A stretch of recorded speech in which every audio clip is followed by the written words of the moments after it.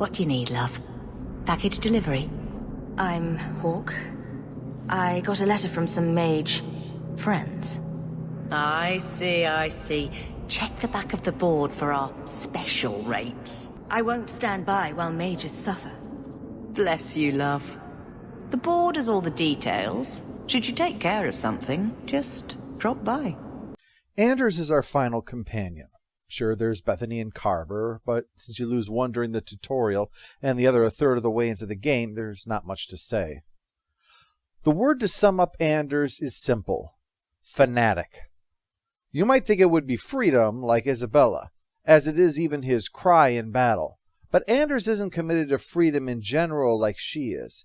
He's interested in a very specific kind of freedom. Indeed, if freedom itself were the cause for him, then Anders would endorse the right of mages to choose blood magic, if, like Merrill, they only intended to use their own blood. But Anders has no love for blood mages, because what he really wants is freedom from Templar control of the Circle, and freedom to come and go from the Circle. And that's about it. Anything else, he doesn't really seem to care about the injustice of it or not, the right to choose or not.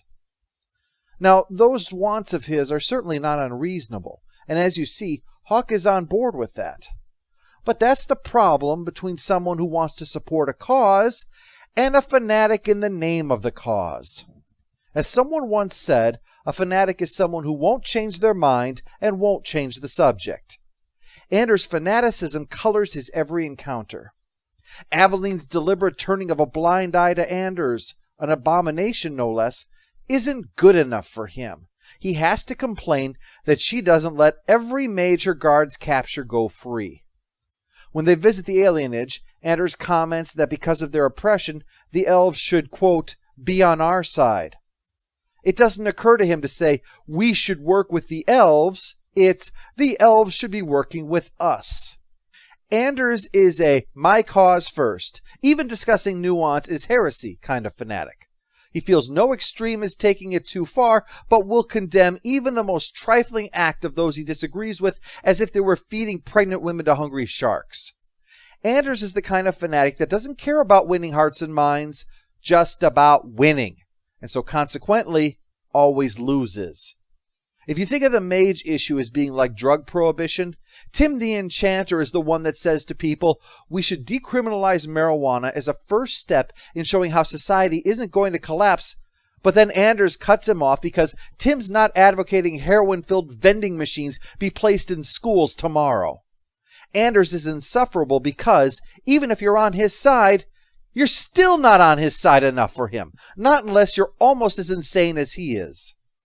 There's discussion as to how much of the character even is supposed to be Anders, because of the complexity surrounding the move from Awakening to DA2.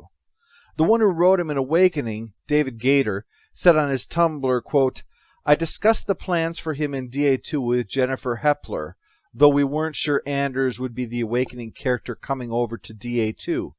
For a while it was going to be Valana. Picture Valana Justice, if you will. And we fully agreed on where he was going.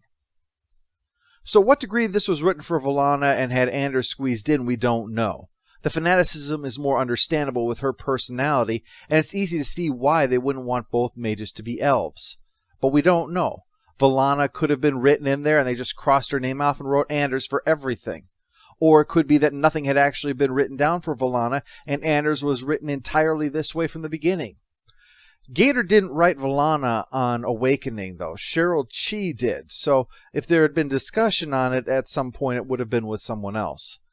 Now, Gator did say of Anders' actions in DA2 that it led to frustration or rage from the players for this behavior. He said, he's in the game to make you react somehow, and he succeeded admirably in that respect. speaking positively about the experience. Ironically, Gator himself ended up leaving Tumblr because of his frustration with people who believe, quote, everyone must spend 100% of their mental energies devoted to social activism. In other words, fanatics. But hey, at least they got you to react, and they succeeded admirably in that respect. Anders talks with Hawke about his concern over a certain Templar, Sir Ulrich, the one who made his friend Tranquil back in Act 1. That was just one case. It seems that Ulrich is working on the Tranquil Solution, turning every mage in Kirkwall tranquil over the next 3 years, regardless of the threat they might pose. Well, Anders wants to do something about it, and Hawke agrees to help, because again, this kind of thing we can all agree upon. Turning every mage into a zombie is wrong. So we head into those monster-filled tunnels to try and sort this out. So, you admit your attempted escape? You know what happens to mage girls who don't toe the line around here, don't you? Please, no! Don't make me tranquil. I'll do anything. That's right. Once you're tranquil, you'll do anything I ask. I know you were trying for a clever bit of wordplay, but could you have not said it in a way that withered the souls of everyone that heard it? It's the Divine. Come all the way from Orlais to tell you personally what a jackass you are. Well, Anders, and especially Justice, are not going to stand for this, so a fight breaks out. Although, really, a fight was pretty much inevitable. After the fight's over, Justice isn't satisfied and wants to kill more Templars. They're like Pringles to him. It's over, Anders. They're all dead. Every one of them will feel Justice's burn. Get away from me, demon! I am no demon. Are you one of them, that you would call me such? This is the problem with fanatics. They are so committed to destroying their enemies that even their friends look like enemies. Please, Messer.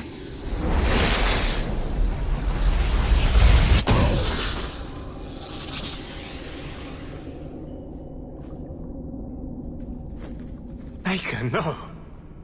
I almost... If you weren't here, I need to get out of here. Yeah, I was thinking of getting out of here too. What with all these guys we've killed and all. I think we'll leave the bodies though. Nobody's going to find them for a while. And when they do, it'll be somebody to animate them in order to fight somebody. All those skeletons have to come from somewhere, you know. They don't just grow in the ground. And that's how I like to think of it, really. I'm not a mass murderer. I'm just an active supporter of sustainability for necromancers. Trash. Trash. Keep. Trash. Sounds like me on my last job, finding things that fell off a cart. Anyway, Linda Blair, I thought I'd let you know that I took care of the mage kit. She's going to visit her parents and then head off so that nothing bad happens to her. Oh, and I found these papers on the dead guy. The main dead guy. I know there were a lot of dead guys to sort through, even by our standards. Looks like the Tranquil Solution began and ended with him. Let me see that. The Divine rejected the idea. Meredith rejected the idea. This was not what I expected. Perhaps I should try talking to the Grand Cleric. Maybe she's more reasonable than I thought. That's a good idea. Unfortunately, my fear is you're not as reasonable as I think. You know, I've been meaning to thank you. You don't need to stick your neck out for the mages here. But you have. One day, we'll make a world where your sister can be free again. Mages cannot be treated as guilty just by association. I can't tell you how reassuring that is. Sometimes, you're the only reason I don't think I'm crazy. I knew I was doing something wrong. You make me think I can really do this. Lead a revolution. Whoa, whoa, whoa, whoa, whoa, whoa. You, Anders, aren't leading anything. If there is a revolution, and we're going to try to avoid anything that radical, because in revolutions, a lot of people die on both sides, okay? Especially the innocents. So we're going to try to make this a peaceful transformation. But if there is a revolution, you're not leading it, all right? You are about as well equipped to lead a revolt as a fish is to play the piano, all right? I would trust Sandral with leading a revolution before I trusted you. You are the last person in line, and I'm remembering a dog as a member of the team. Of course, this is going to fly right over your head, I know, because you're the same guy who, after I showed kindness and understanding for the plight of mages, immediately presumed that I wanted you to get into my pants. Anders, you're the master of both misinterpreting what you're being told and how to deal with other human beings. You can never lead a revolution. Oh, you can start one, I'll grant that. But any idiot can start an avalanche. It takes a colossal idiot to presume he can lead an avalanche. Seriously, though, I couldn't do this without your support. How can you possibly know any spells, you big blonde moron? You think I don't know the city guard is just another arm of the Templars? That is completely unfair. If they show up here, I'll know who to blame.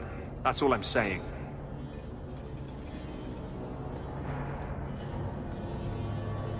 I'm sorry. I didn't mean for you to see that.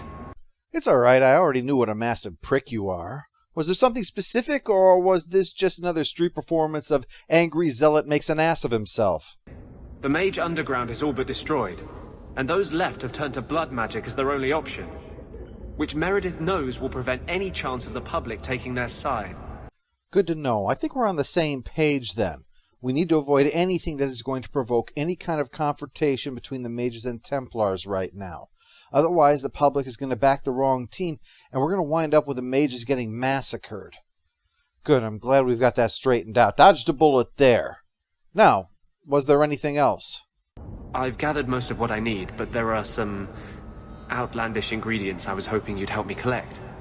A powder the Tevinters call Celepetre, and a small amount of Drakestone.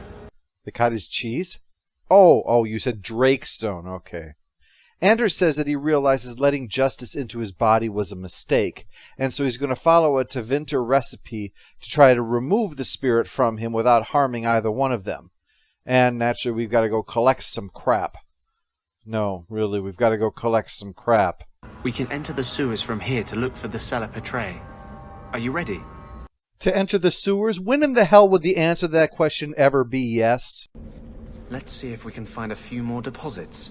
More? Exactly how much shit does this recipe of yours need? Is it proportional to the amount of shit you're full of? Because then I know we're going to be down here all day.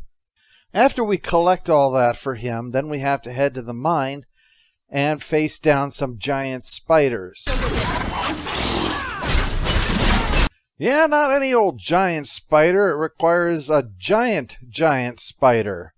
Just tell me that recipe of yours is definitely going to work.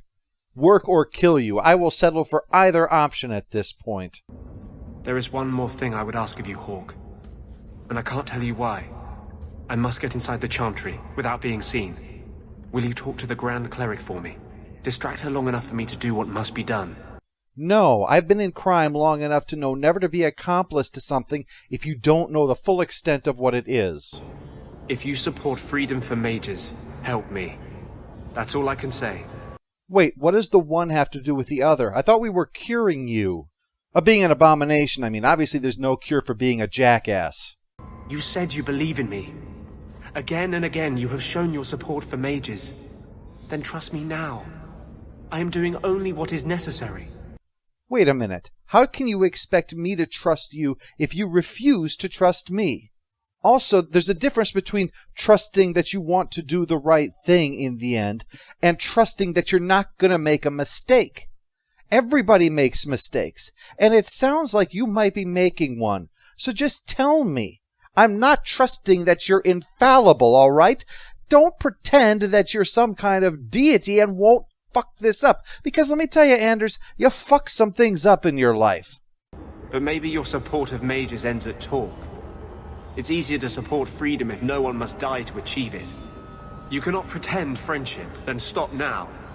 Like I said, fanatic. You're either in 100% with them or you're the enemy. There's never any possibility of, let's be reasonable about this. No room for reason, only room for doctrinal purity. So I tell him he can go fuck himself. I have always been on my own. For a time I just forgot. Yeah, well, that's because the only voice you'll listen to is the one that comes out of your own mouth. God, I hate you so much. I'd punch you in your self-satisfied face. There wasn't a good chance I'd get bits of spirit all over my outfit. I'm just done with him. He can do what he normally does, probably hitting on widows at funerals. I will have the tower searched, top to bottom. You cannot do that. You have no right. I have every right. You are harboring blood mages, and I intend to root them out before they infect this city. This leads us into the climax of the work, where, as we discover, both of these two are right and wrong. The mages think the Templars are just looking for an excuse to murder them all, and they are, because they decide to at the first opportunity, even though the mages haven't done anything.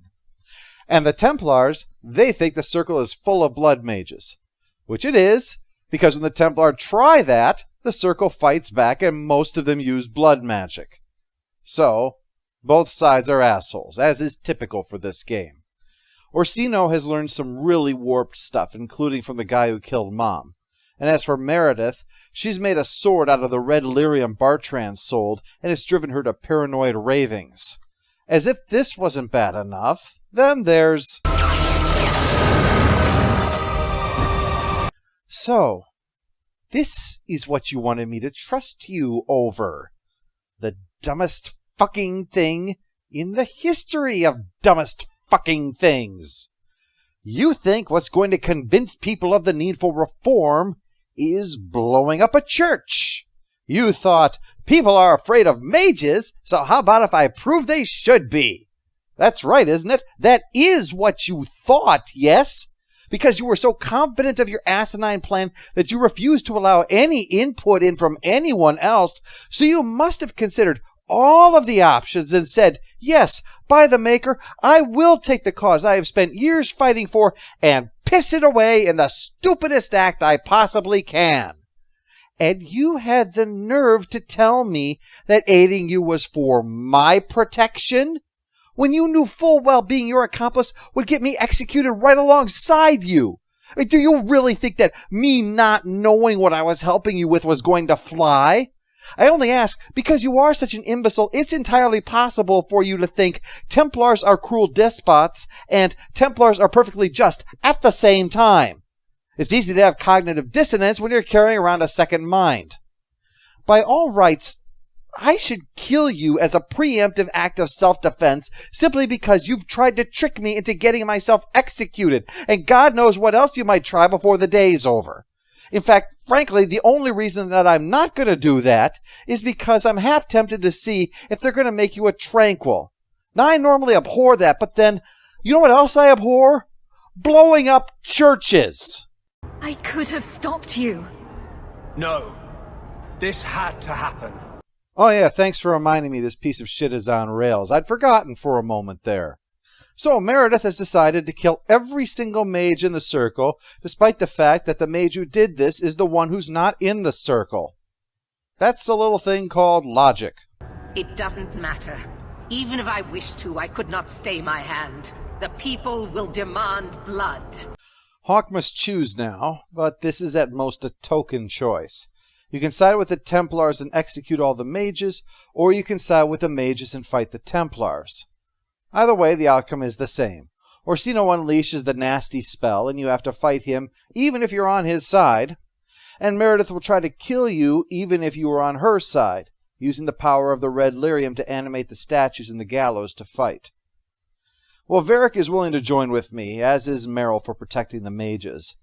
Aveline's unsure, but decides after all we've been through that she's got my back. Fenris, to the surprise of no one, sides with the Templars, but thankfully he eventually sees the justice in Hawk's fight and switches sides.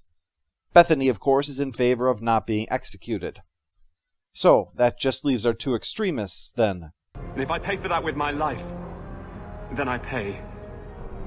Perhaps then justice would at least be free. Opinions? If I'd been in that chantry today, would you be waffling? You know what must be done. Why does it have to be me when there's an entire city full of Templars that would want to do the job?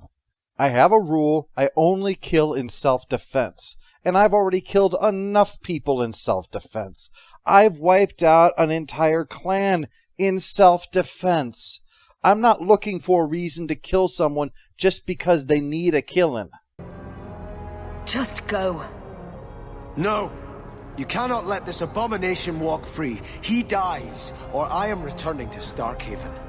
And I will bring such an army with me on my return that there'll be nothing left of Kirkwall for these Maleficarum to rule. Go right ahead. That's what Kirkwall is here for. Kirkwall is like Tokyo in Godzilla movies. It's made to be destroyed. I will return to Starkhaven, but I swear to you, I will come back and find your precious Anders. I will teach him what true justice is. Sure thing. Thanks for making me not regret helping you. Thank you for my life. I'll try not to make such a mess of it this time. If you want to thank me, piss off and never come back. I don't want to see your living proof that Darwin was wrong face ever again. We can still prevent this, before you both tear Kirkwall apart. You heard her. She's wanted this all along. You realize this is a cause you cannot hope to win. I suppose dying with you at my side is too much to ask? I have changed my mind, human. I will stand with my friend. Hear that, Anders? Even Fenris is willing to see nuance. Even Fenris! And he's a walking cartoon embodiment of an angry teen's angst. Before the final assault by the Templars, I get the chance to talk about things with my friends one last time. It's a chance to lift our spirits before the likely hopeless battle, bond in the face of death, and hope perhaps we'll cheat it this day. And then there's... You decided to join the mages after all? Yeah, because unlike you, I actually care whether mages live or die. Will it sully your victory to have me here? What fucking part of fucking telling you to fucking fuck off did you fucking not fucking understand, fuckface? So, with Anders gone, the on-rails climax happens, we're let go, and the matter turns back then to the narrative that's been going on this whole time. So how is hearing all this going to help? You've already lost all the circles. In fact, haven't the Templars rebelled as well? I thought you decided to abandon the Chantry to hunt the mages. Not all of us desire war, Varric. Please, if you know where the champion is, you must tell me. She is a hero. A woman that the mages would listen to. Why? No one has listened to me so far. Anders did succeed in breaking the circles, but this is now war. And funny thing about war, but no side is really guaranteed a victory. This fails, and mages are going to be longing for the days when all they had to fear was Templar oversight in the Circle. Anders decided to put the lives of every living and future mage in jeopardy, rather than working to forge a path towards peaceful transition. Because given Hawke's utter lack of anything to do in this town, and a sister trapped in the Circle under a despotic Templar, I would like to think that she has been spending this time and her money working to build a coalition to apply pressure to the Chantry towards slow reform. Mages come from every level of society, after all. Nobles who see their heirs locked away and told to feel shame about it, and elves who would likely be disproportionately targeted to ensure that they aren't a danger. Society may fear mages, but a lot of society is touched by mages. Oh yeah, revolutions are flashy, violent uprisings are romantic. But all I saw was innocent mages dying to pay for the crimes of someone who insists he only had their best interests at heart. So in this insanity, Cassandra wants help from Hawke, who is long gone, as is the hero of Ferelden, because, as you saw, he and Morgan went off to make sweet, sweet love. And Lelian's involved, setting up the sequel. So the end credits come, and even the end credits suck. It's over 17 minutes long, high even for a major motion picture. And it doesn't need to be. Look at how slow they're moving. And they're all confined to the one small column. It doesn't widen out to list dozens of names, nor does it start showing beautiful concept art or other images in the right-hand portion of the screen. Perhaps it's a tribute to the massive void in Hawke's motivation. That certainly was a major part of the game experience, after all. What's funny is that Dragon Age 2's main problem is that it is Dragon Age 2. Now, I don't mean, as others have suggested, that just relabeling it as not a sequel was what was needed. The flaws are still the flaws, after all. Instead, I mean that the demands of the product were to fit a game which is a square peg into a round hole. DA2 doesn't want to be like Dragon Age Origins. It wants to be its own thing, and a significant part of the negative experience comes from trying to force the game to be something that it isn't. It wants to be a book. It wants to be chapters.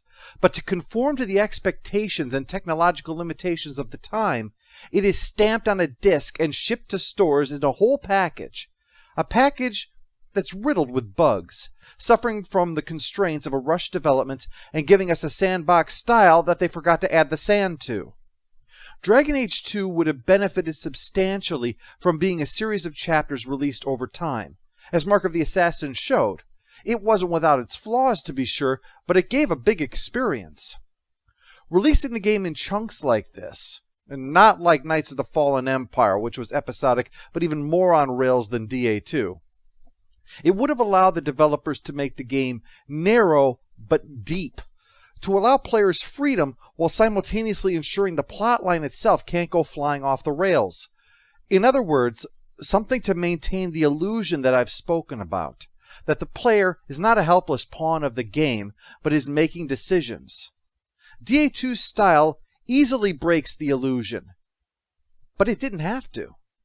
Telltale Games' version of The Walking Dead went on to much acclaim just 1 year after DA2 came out. And it came from both critics and audiences, and it employed this idea.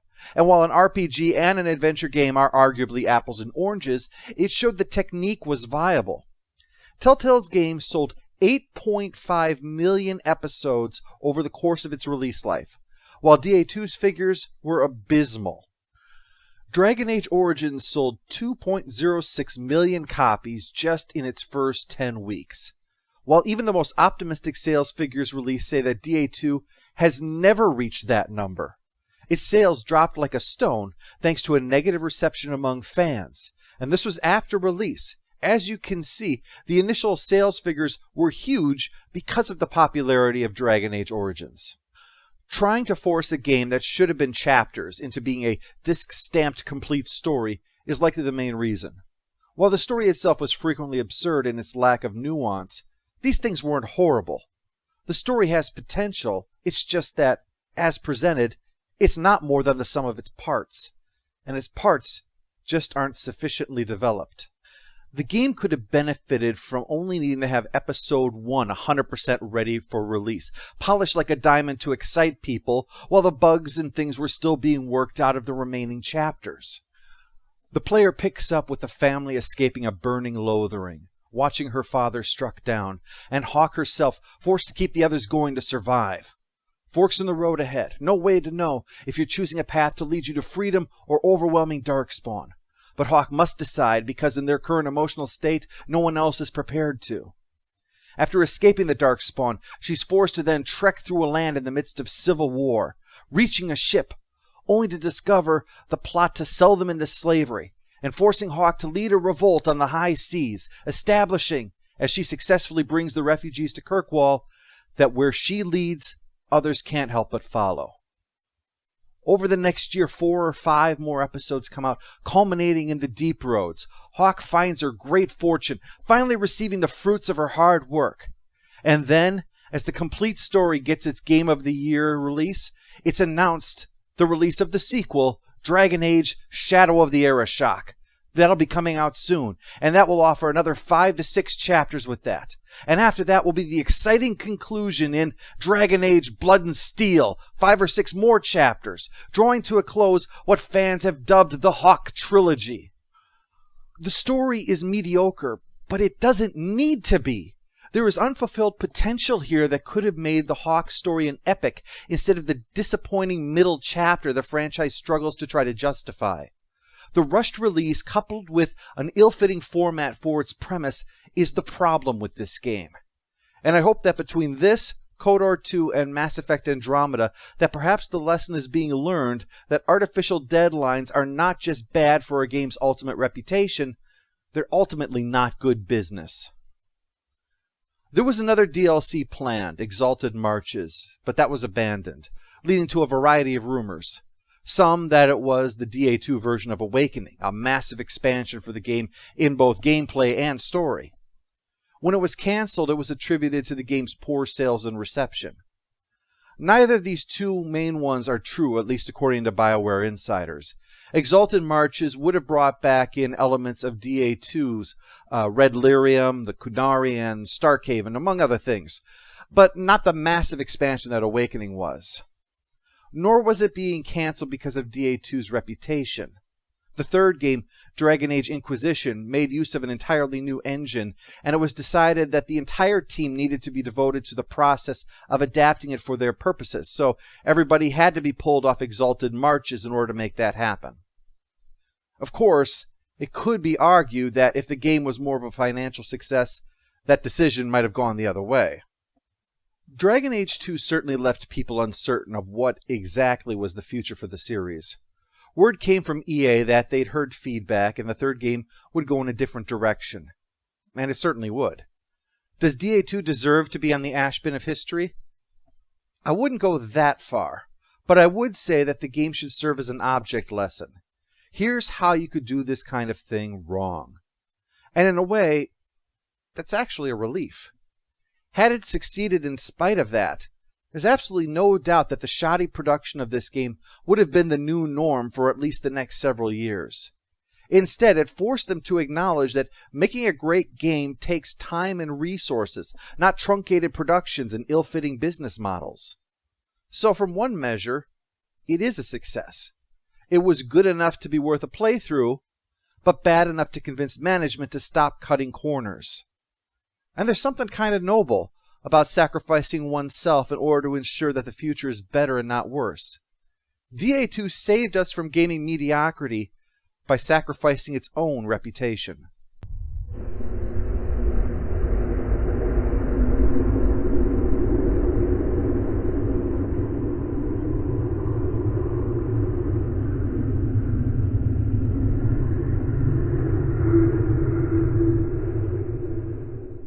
How do you know I'm the champion?